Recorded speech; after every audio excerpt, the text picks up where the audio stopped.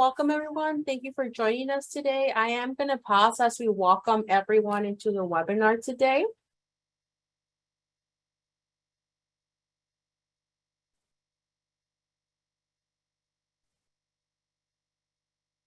Thank you for joining us for our next edition of the 49er Industry Chat. My name is Noemi Guevara, and I'm the Director of Alumni Engagement here at California State University, Long Beach. We thank you for joining us for our next edition. Before we start, I would like to encourage you to use our Q&A box located above or below your screen to submit any questions for our guest speaker today. I'd also like to remind you the session is being recorded and it will live on our video library on our website at csulb.edu/alumni. And now it's my honor to introduce our guest speaker for today, Steve Price, with the title of his presentation, Creating Success Through a Culture Focused on People Growth. Steve Price is a co-founder and partner at Lazy Dog Restaurant and Bar. Mr. Price has led various functions as Lazy Dog since its inception in 2003, including roles in operations, accounting, and finance. Today, Mr. Price oversees all future new restaurant real estate and development. In addition to his day-to-day at Lazy Dog, Steve is an advisor to various startups, including Noble Bird Rotisserie, Noble Chickpea Butter, Ecotrak Facilities Management, and Explant Labs. In his spare time, he enjoys spending time with his wife and 2 young boys and giving back to Long Beach community, including volunteering as chair for the Hospitality Management Advisory Board at Long Beach State. Hosting today's 49er Industry Chat, please welcome Mr. Steve Price. Thank you so much, Steve, for joining us today. Thanks, Noemi. Thanks for having me. We're very excited to get to talk to you today about your journey through Cal State Long Beach and your current role at Lazy Dog and all the amazing other things that you're doing. So to get us started, I know you graduated in 2005, but let's go way back before that. What was your journey through Cal State Long Beach? Maybe you could share with us. I know before we started the call, you came in as a freshman and lived in the dorms. Share that experience with us, but also why Cal State Long Beach? Sure. Well, first of all, thanks, Noemi. Thanks for having me today. Just really excited to kick off the series as students come back to the school year. So kicking off the year well. So Long Beach has been, for me, home since deciding to go to Long Beach State when I graduated high school. And so I grew up in South Orange County. I wanted to get away to a city, but didn't want to go too far from home, and explored a bunch of different options. And the first time I stepped foot on the campus, I loved it, and had the opportunity to see various campuses and just fell in love with Long Beach, all it had to offer, and then specifically Long Beach State itself with the programs it had to offer and all that I saw that were some really great opportunities long term. So that was how I chose it, and then it just from there, just my love for the city just grew and grew. So started, like I mentioned, or you mentioned, in 2001 after graduating high school, and got into all the activities, lived on campus for 2 years, and was fortunate enough to graduate in 4 years with my degree. And just an amazing experience living on campus, meeting lifelong friends, getting to really know some of my professors that even today keep in contact with a variety of them. And it's just been just a really amazing experience.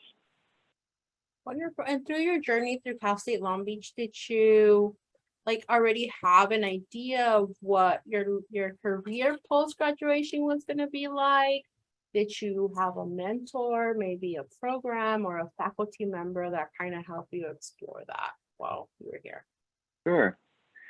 So my original intention was to graduate, and my dad was in finance, and just like a lot of kids growing up, I was going to follow in Dad's footsteps, and was on the journey to do that, to graduate with a business degree with a with an emphasis in finance. And it wasn't until between my third and fourth year, my parents said, "What are you gonna do this summer? You gonna get a job? What are you gonna do?" I was working part-time going through school, and I said, "I'm gonna go get an internship." They said, "Great, where are you gonna go?" And I said, "I don't know. I'm gonna go find one." So like a lot of students trying to figure out what they're gonna do, right as you get to the tail end of graduating and find that career or that quote unquote job that you're gonna take right out of school, I approached a couple people that I knew that were starting this new restaurant in Huntington Beach called Lazy Dog. And I had worked at the time with one of the guys that was starting this at Mimi's Cafe. And at the time he was going to open up this new concept with one of the founders of Mimi's, his son. He was opening up this new restaurant called Lazy Dog. So for me, I just wanted to watch a small business open up. I was a finance major, business major, had zero aspirations of being in the restaurant industry. But I met with both Rashawn and Chris and heard about what they were doing. And they asked me how I thought I could help. And I said, I've got all this background in finance and I'm sure I could help. And I've worked in a restaurant before. I'd really love to watch a small business open up. And so I worked. They said, "Great, sounds good. We can't pay you because we don't have any money. We're a small business opening up." So I said, "Great. I'm looking for a free internship. This will work out fantastic. There's no risk." And so I went to work and I became the intern. And that's how I started. And for all summer long, in 2004, worked for free and watched a small business open up and fell in love with the culture that the restaurant was going to have, because we were basically creating the culture at that time. Yeah. What we were going to build, how it was going to feel, the people we were attracting. And at that point, I knew I was going to stay with Lazy Dog and help build this story and help build this company. And so I talked to my dad and said, "Dad, love ya. I'm going to go do this restaurant thing." Mm-hmm. And he said, "Great, do what makes you happy." And so I think that's the biggest thing that everyone has to remember in life is just do what makes you happy, and you'll be fulfilled in whatever that is. So I was on one track, and next thing you know, my career path was taking me a different direction. Now, with that being said, I was taking all of the education I had and just applying it to the Lazy Dog and to the restaurant space. But it really turned out to be just an incredible journey. And 20 years later, here we are. So your internship was really helping them with like the finance of this new business, or was it more of the restaurant coming up? Yeah, so this was the best part. They weren't even offering an internship. And so what I would encourage anyone, and I do this today with any of the mentees I have, because I still mentor, is I always pay it forward, because throughout life you have to have different people that are mentors. Is at the time I created my own path, and a lot of times life, there's no specific paint by number for people, right? There's no one out there to really kind of guide and direct. And so at the time I was just kind of doing it on my own and trying to figure it out, like a lot of people try to figure things out. And so I actually approached the guys and proposed an internship when they were just trying to figure out their own business. And so that's how the internship actually started. And from there, what happened was they didn't know what to do with me, because quite frankly, we didn't know what we were doing. As a new business, you're figuring it out. And so I started out making coffee and kind of vacuuming the hiring trailer. So we had a hiring trailer outside of the first Lazy Dog is in Huntington Beach off Beach Boulevard. And it was under construction, and we were in a hiring trailer. And all summer long, we would work on the menu and the bar and the recipes. And it was all in Excel, and it was all on Word. And we were working on getting ready with training materials for a restaurant. And we were working on the marketing supplies and the community engagement. And when you think about it, it doesn't really matter if it's a restaurant or any small business, you have all the aspects that you ever would think about in education, whether it be leadership or finance or marketing or compliance or learning and development, all of that stuff, real estate, all of that is compacted into an entrepreneur or small business owner. So we started out just kind of figuring it out, and next thing you knew, I was starting to work on the bar costing because I had the most knowledge on Excel, and it just kind of evolved from there. And then when it got time to hire people, we were hiring a staff of 175 people. So there was a 2 to 3 step interview process, and I was taking the first and second interviews, and so it just kind of grew from there. So a lot of times you end up learning on the job, and you use your educational background to help emphasize or guide, and that's what I was doing. Wonderful. Thank you so much for that. So at what point, so you were doing everything, trying to learn as much as you can, as this business is growing. At what point do you get, the opportunity to be a partner and be part of this company? Sure. Being on the ground floor of any business sets you up for any possible long-term success that may come.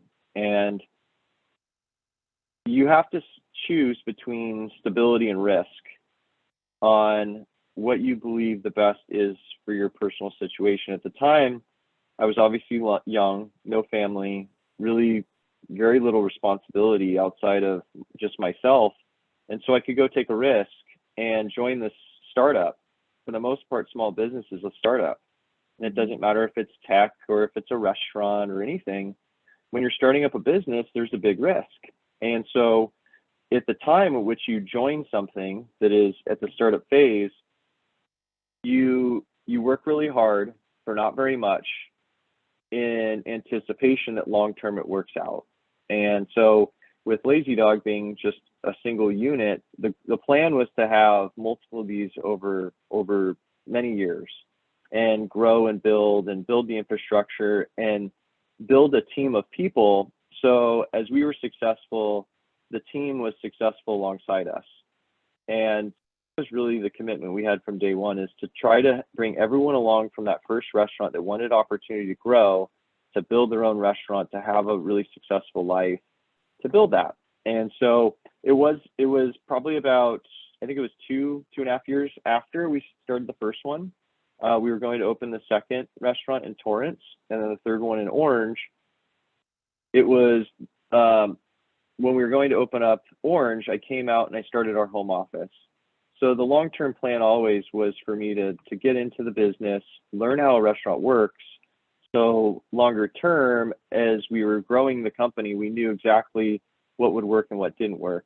One of the things that a mentor gave me early on in my career was making sure that you walked in somebody's shoes in order to really understand what it is, so you can impact the business later on.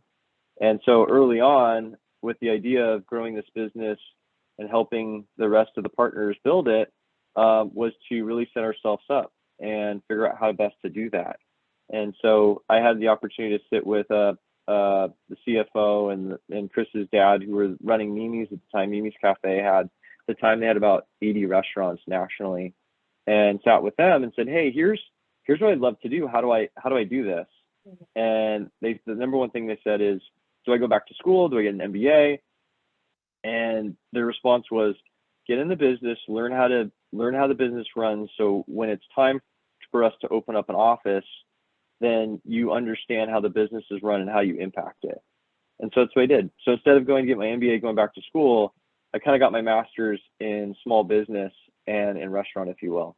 Yeah. And then in 2009, we opened our home office. This was myself and one other gal that was helping with AP, and then my partner Chris, and now we have 105 people in a really large office. And today there's 44 open Lazy Dogs nationally in 8 different states, and 14 different markets. It's pretty wild. And all the 4 founders, we're all still involved day to day. That's wonderful. And I think that's what you touched upon a couple of things, the whole networking and mentoring and asking people, how did you do it for me to learn? Because sometimes it's not always in the classroom and it's not clear, but also what I appreciate is like you taking the time to learn what everyone does, and that's the best way you could lead people and have people grow also within each of those positions, because you already learned it and you're able to uh, encourage people to do the same. So I appreciate that. Yeah. So I am getting some questions in the Q&A. In building up the new business restaurant, did you establish a network of other restaurant owners? And how did you and your friends learn the business, which you kind of touched upon already? Sure. Yeah, so I think that it doesn't matter what industry you're in, understanding what others are doing is really important, whether it be good or bad, in your eyes. And like I was mentioning, from day one, we said we were in the business of people, and we just happened to serve really good food and drinks. Because when you think about any business, and I know that the title of this course is the success of people and the growth of people, and really, when you think about a restaurant, there's about 100% turnover a year in the restaurant industry. And so you're constantly having new teammates that come in where you have to teach them the culture, they have to understand the culture, and then take care of the most important asset in your business, which is the guest. And so for us, it was finding like-minded people that had really strong cultural values. We do cultural-based hiring versus technical hiring. And so that's something that's really unique that I think a lot of the top companies, again, in any industry do today, is they hire for cultural fits rather than technical fits. And so we'll talk more about that, I'm sure, Naomi, in a little bit with for with you just to kind of dive leadership in, like, versus what is technical. that? Yeah. So for us, it was really understanding that, and it always starts from the top. And even today, we visit every single every one of those 44 restaurants every 3 months. We're in the restaurants, talking to the dishwashers, talking to the line cooks, talking to the hosts, talking to the managers. So the bigger you get, the smaller you have to feel, and you have to keep that founder mentality, that entrepreneur mentality. We're a family business at the end of the day. We're a privately owned family business that cares for now over 6,000 employees and their families. And whether you're with us for 6 months because you're going to school, you're going to be with us 6 years because you're going to be with us and grow and be a manager until you want to do something else in life. That time with us, we promise to take care of you and make sure that your goals are achieved. With others in the industry, to go back to answer the other part of the question, is yes. So as you get into the industry, there's others that you look to. Certain industries are more competitive than others, where there's not a lot of sharing of ideas. Like the tech space is not really one known for them really collaborating, right? Certain industries just aren't as good at that. The restaurant industry is fascinating. It's almost like everyone's in the same situation, having a really tough time because the industry is not easy, and we're happy to share ideas, and we're happy to share what works and what doesn't. So even today, every quarter I'll get together with a group of restaurateurs.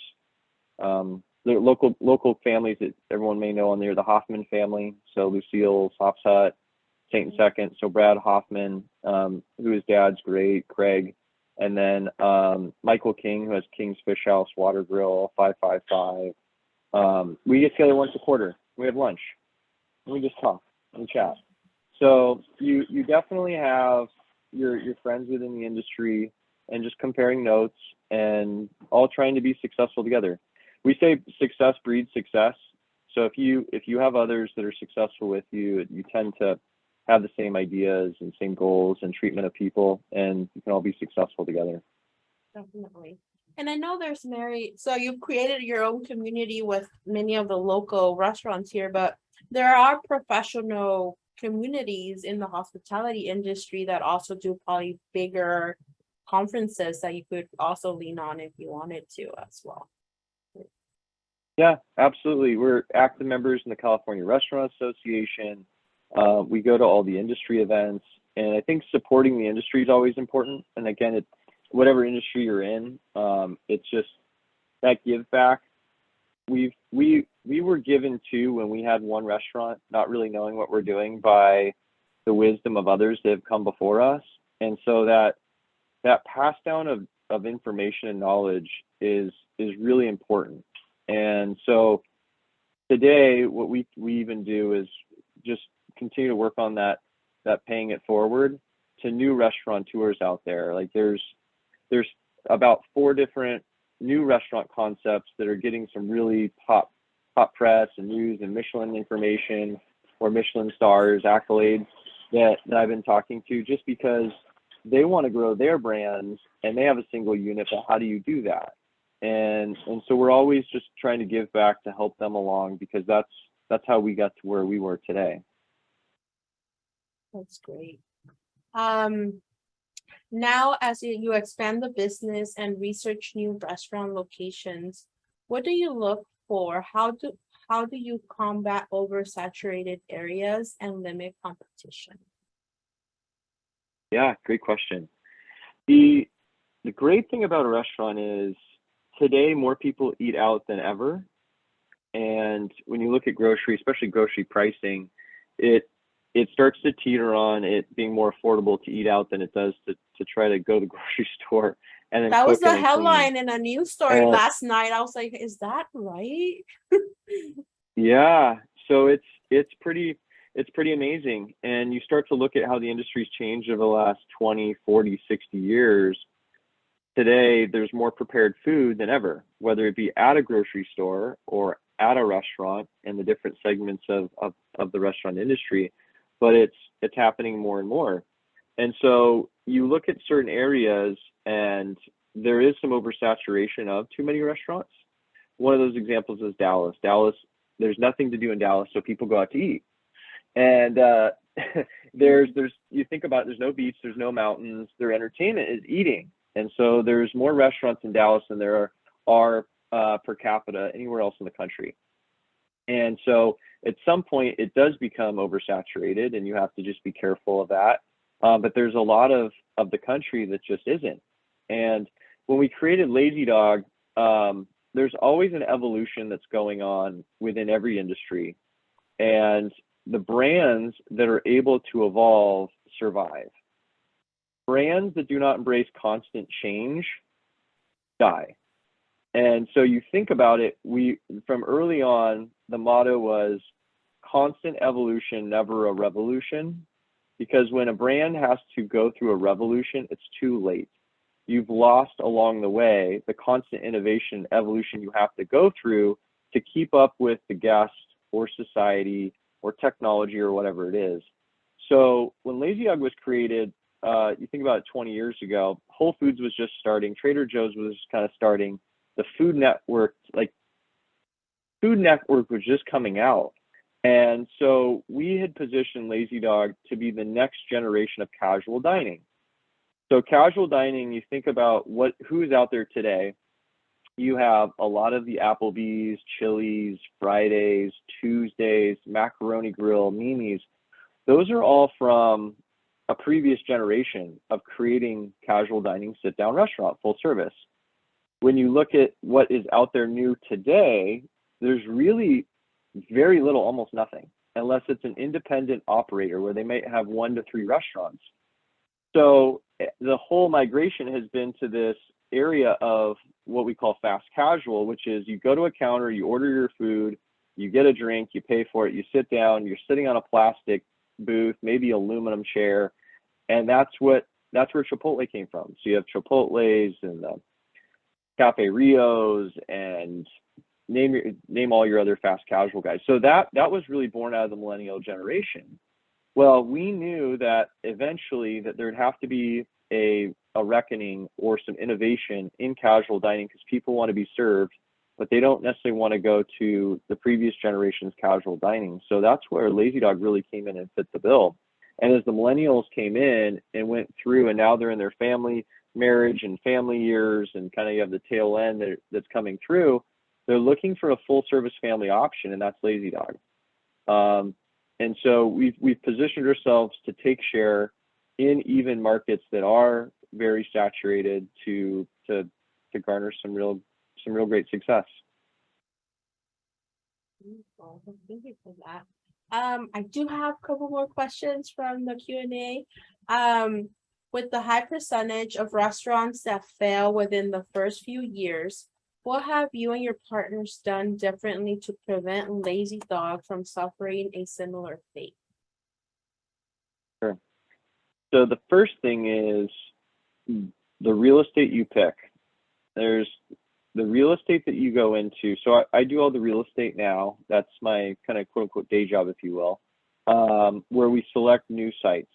And you can be in a great area, but on the wrong corner and not do well. And so we spend a lot of time on where is the right spot to put a restaurant or put a Lazy Dog in order to be in the migratory patterns, meaning where are people already going, where you don't have to retrain them on where to go and get a lot of visibility. And so there's visibility, access, and parking are really kind of the big three for any kind of real estate selection. So it starts with where you're going to put it. The next thing is, how are you going to market the restaurant where people know that you're there and who you are, especially as we go into new markets. So we just opened one up in South Florida, and they have no idea what a Lazy Dog is. And so we had the right real estate, and then we had to tell our story through PR and then supporting the local community. So every community that we go in, we say that a Lazy Dog is supporting the local community. We hire from within that community. We have a regional person, that the operations director that lives in that community. We are a part of that community. And so we give back to the schools, we give back to all the sports clubs and any of the other community involved type of organizations. And so we really ingrain ourselves in the people. And so it keeps coming back to the people piece. You can have the best recipe for a restaurant, best recipe for success in any business that you have. But if you don't have the people to execute on that vision and that dream and treat people correctly, whether they be your guests or the other teammates, you're not going to go anywhere. And so again, it's constantly talking about our development of people and showing them the pathway and giving them the why we do things, why we treat people this way, and any of the processes that we have in order to really make that all work. Right. And I think too, like if the community sees all the outreach and the impact you're making in it, they're gonna come, that they will come. Yeah. So I know I'll give you an example. So I know No, go ahead. I'll give you an example. So we opened a new restaurant concept. So I'll kind of fast forward into another piece. We opened a new restaurant, and it opened up 13 weeks before the pandemic. It opened January of 2020, and it was called Noble Bird. It's still there. It's 2nd and PCH off Marina Drive, and the concept behind Noble Bird, my wife and I opened it with a new set of partners. So we have two young boys, a 5-year-old and a almost 7, 6.5. And at one, who's now 6.5, the oldest, at one, we gave him a little pure cow's yogurt, and he had an anaphylactic reaction to the dairy, and we were rushing to Miller's Children. And so that changed our entire life. So I'll kind of fill long story short.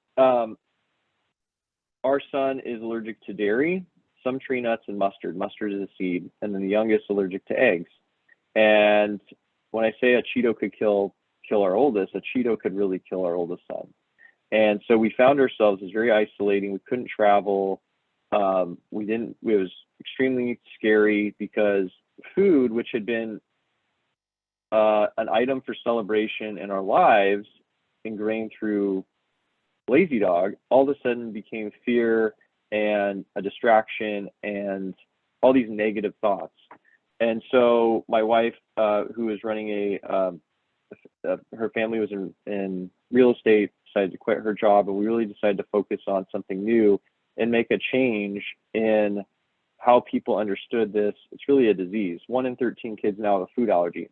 And with all my experience in the restaurant industry, I'd never encountered this. My wife and I, no one in our families has food allergies, but now 2 in every classroom, children have a food allergy. 1 in 10 adults have some sort of food allergy or sensitivity. So being in this industry forever, I was then seeing, oh God, there's a tidal wave coming and the industry is not ready for it. My family has never been to Lazy Dog because it is so unsafe because of potential cross-contamination based upon how allergic the kids are. So we said, we have to change this. And so my wife decided to open up a new restaurant called Noble Bird. And there's no peanuts, tree nuts, fish, shellfish, or dairy at that restaurant. We feed 8 to 10 families a day, specifically kids that have never been to a restaurant. And it is the most amazing emotional experience you'll ever see. So if you're ever in the area or you want to go to a Noble Bird and you want to see what goes on there, it is real. It's the first fully food transparent restaurant in the country. And what I mean by that is if you have a dietary restriction or allergy, you can go there and be safe. And we're feeding these families and these kids that can't go anywhere else because of their medical condition. So it's something new and exciting for us. The pandemic has definitely been a challenge on the industry. It doesn't matter if you were a 40 plus unit Lazy Dog or a brand new single unit operator like Noble Bird. The last 2.5 years has been really a challenge, but thankfully we're coming out of it in the last 6 to 12 months and things are looking really good. Well, congratulations on opening Noble Bird, and thank you, for making note of it. Yes, I mean, so many of us have allergies and you would go into restaurants asking, and I think sometimes you feel like, oh, intimidated or I'll just get a salad kind of thing. But thank you for being that change maker in the industry for that. And talking about startups, I know you advise and started other startups. How have you observed success ratings change for startups during the pandemic? Is this a good time to open a new restaurant? Restaurants are very people intensive, and the industry right now, like a lot of other industries, are scratching and clawing for good people. And it's a really fascinating time because restaurants are busy, because people the last 12 months post-pandemic, if you will, have been out celebrating. Those birthdays, anniversaries, weddings, all those special occasions that typically happen in larger gatherings and over food weren't happening for a good year to year and a half during the pandemic. And so we saw a big wave come back in, and we call it a honeymoon, kind of like a honeymoon period post-pandemic. And so it's been, you have unemployment, which is really low, and then you have a lot of the industries are the busiest they've ever been. And so those two things make it really challenging to give the experience that you really want to give, because you need people, you need the experience of people or time to get them trained up while you have this barrage of sales and people and traffic coming through your doors. So I would say that the most challenging thing in the industry right now, it doesn't matter if you're a startup or you have a bunch of restaurants, is finding really great people to staff that restaurant. And the startup environment, the best way to explain it is the restaurant industry was a tough industry before the pandemic. The pandemic has just made it harder. And that's true of a lot of industries. Supply chain is still kind of this. It's like certain products you still can't get. Inflation on food products, paper products, plastic, all of that is really high still because we haven't seen prices come down yet. So it's a challenging environment to start up right now. If you have an idea, I would say continue to foster it, but just wade carefully into the waters as you look at what is this environment? Is it short-term or long-term? Like all things, it'll go in a cycle. I think we're in a short-term period. I think things will start to work themselves out the next 6 months. But just like everything, it's timing. You can have the best idea, but if you don't have the right timing, it might just not work. Definitely. So how are you? I know we're still in this pandemic and hopefully we'll be out of it soon, but how has that impacted your hiring and being able to find the right people, because there's, I think, more jobs out there than we have people now, and people have an option. So how hard has that been for the business? Yeah. Employers now are, because we are in an employee market, it's not an employer's market. So employees really have as much right or power as they want to move around freely without any kind of negative outlook.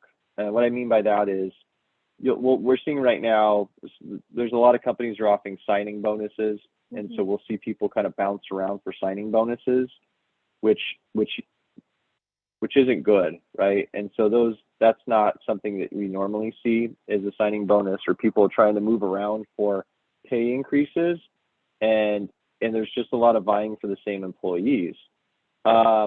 Typically what happens is you have a 1 to 3 interview process.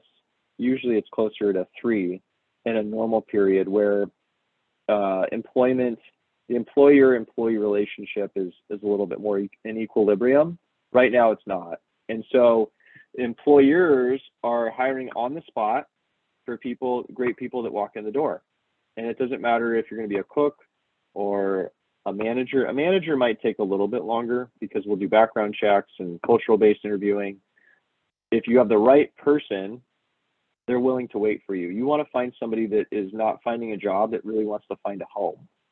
And that's part of the cultural-based interviewing processes. Are they coming to Lazy Dog because they love Lazy Dog, or are they looking just for a serving job or a management job or whatever it is? We really want to attract, and a lot of the successful businesses want to attract the people that are love and fanatical about the brand. I don't know if you've ever been to a Dutch Brothers. I just Noemi, have you ever been went to their on Saturday. I drove an hour to go there. So Dutch Brothers employees are the quintessential of like a fanatical employee.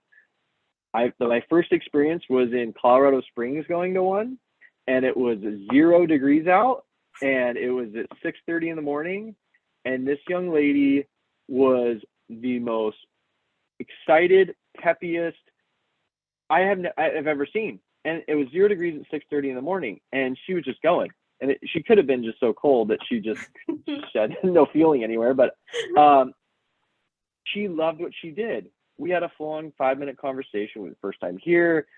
Oh my gosh, welcome. She bought all of our drinks.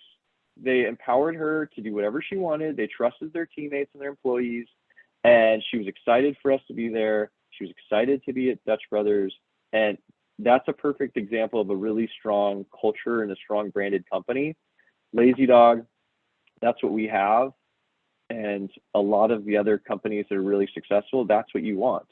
And it doesn't matter if you're Apple or you're Nordstrom or you're Dutch Bros or you're any of these really successful companies in these different industries, they have a really great culture. And you hear that a lot now of like cultural ties, cultural commitments, cultural communication. And it's people spend more time at work than they do with their family. And so people want to find that home, and they'll stay, they'll treat you well, and the companies treat those teammates really well. A couple years ago, I used to have a manager that told me, when we're hiring, to look at the resumes and consider someone that had worked in the hospitality or restaurant, because they're going to have the best customer service available out there just because of what they do in that career. And I think you're speaking about that. You have to be really passionate to work with people and in service.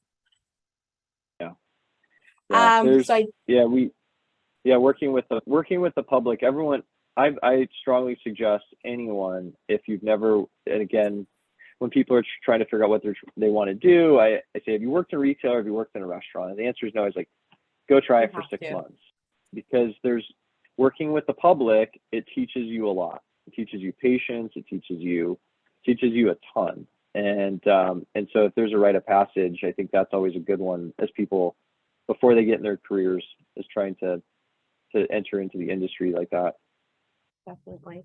So I know I have a couple more questions in the queue. When you just opened a restaurant, you just wanted to get started. Now, years later and 40 plus locations, how do you and the team focus on brand and reputation to grow and keep loyal customers, ensuring all your locations reflect you, quality, and brand? Great question. That's probably what keeps us up at night, is one of the biggest ones, is how do you keep that brand that we've built over the last 20 years strong? And it really is a living, breathing thing. Like Lazy Dog it's not about any one of the founders, really. It's big enough now that it really has created its own culture and its own identity. And we're a big piece of that because we treat people really well. And so we have to keep that going. And that's why we're in the restaurants every 3 months. One of the founders, if not all of us, we take a road trip and we just get in a bus and we just go. And it's a lot of fun. The teams love it. We take them to dinner, we'll go to breakfast, and you just spend time with them. And so that brand connection, if you take care of your teammates, they'll in turn take care of the guest. And so that's why we're so focused on our career building, our leadership development program within Lazy Dog. We have all that emphasis on the teammates, and in turn, that programming then turns into making sure that we take care of the guest. So the brand piece is really about the people and going out of the way for the guest, and a service-minded mentality. We live to serve, and people appreciate that. And so that's I would say the biggest thing for the brand is continue to work on the people. With an industry that has 100% turnover a year, you never stop that. You have to keep it going. And as we're in different parts of the country, you really have to make sure we've hired the right team, because I can't be in Atlanta tomorrow if I needed to. The team that's there is empowered to make the right decisions. They know the brand filters that we have to make the right decisions. They've got to do it. And if they don't, then we're not going to be successful in that one restaurant or that one market or whatever it is. And has there been times where we've stubbed our toe in a certain restaurant? Yeah, we go in there, we help the team, and we figure it out. And talking about the team, a question that came through: what course of action do you take when someone on the crew is threatening your culture? Do you try to work with them or try to move them along? There's very, very little of that. And if you have a strong culture, what ends up happening more than not is the person ends up weeding themselves out. Because if we all think the same way and have the same passions, and I'm sorry, think the same way is probably not the right way to say it. We all have the same passion about what we're doing, and somebody is being detrimental to that. Typically what happens is the teammates will kind of voice their concern with that person that is maybe not feeling the same way. And if somebody isn't enjoying or liking something within kind of the culture, they tend to just leave. And they think the grass is greener on the other side, and they go somewhere else. And quite often, we've had that before, where people give the 2 weeks notice, I'm going to go over here and try that. And next thing you know, they're back. Because it is easy to complain. It is easy to think that something's better. And then for those, there's not very many, but the select few that decide to go try something different, quite often times they're back. And we always encourage our team. We know, again, we know that people aren't going to be with us forever, because some people it's school, it's not maybe a long-term career. For those that don't think it's going to be a long-term career, we show them that it could be. The restaurant industry and management can really be a very successful career for many, many people. And so we try to foster that and get them into the career path journey of how to be a successful leader with Lazy Dog. But others, sometimes it doesn't work out and they decide to go elsewhere. Yeah, definitely. You fell into the restaurant and hospitality management industry by accident. What has kept you coming back after all these years? What's the most rewarding and challenging aspect of the industry? Sure. So what keeps me coming back is the people. I every time we set foot into a restaurant, you feel the energy. And part of the energy of us going into a restaurant is help create that energy. And I'm sure anyone that's watching or listening to this call, or you've all been to a restaurant where you don't feel the energy. It's just flat. And so when we go into a Lazy Dog, the team is ecstatic and they bring the energy, we help bring the energy. And we always say that we're throwing a party every day. People that come in, they walk through the doors, they might be having a bad day. When they leave, they're having a great day. They're seeking happiness. We're actually in a business of selling happiness through food. Yeah. It's weird to say, but people come in hangry, like they're hungry, they're angry, they just need to be fed, or they need a beer, or they need a glass of wine, or they need to sit at the bar and they need to talk about their day because they had a crappy day, and we'll listen to it and we'll joke around, and when they leave, they're happy. And so full service restaurants is an emotional transaction rather than just a transactional transaction. And so that's what keeps us going. That's what excites me, is the guests and the people coming through the door that love Lazy Dog, that love what we're providing. And that's also what is the challenge in the industry, is to have enough energy to do that and have the right people that understand that to provide that mentality or that guest experience.